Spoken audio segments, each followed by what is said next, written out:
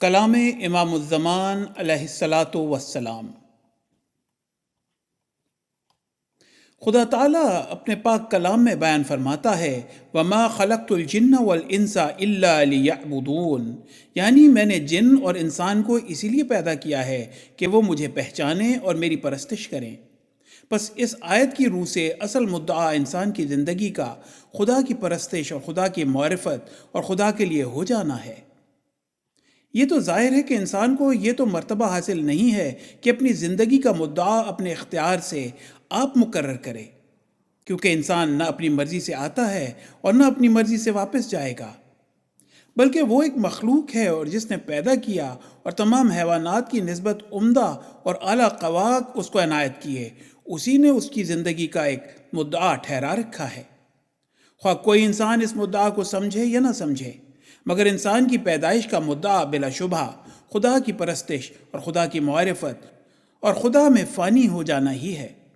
جیسا کہ اللہ تعالیٰ قرآن شریف میں ایک اور جگہ فرماتا ہے ان الدین عند اللہ الاسلام، سورہ آل عمران آیت نمبر 2۔ ایک اور جگہ فطرۃ اللہ التی فطر الناس علیہا سے لے کر ذالک الدین القیم،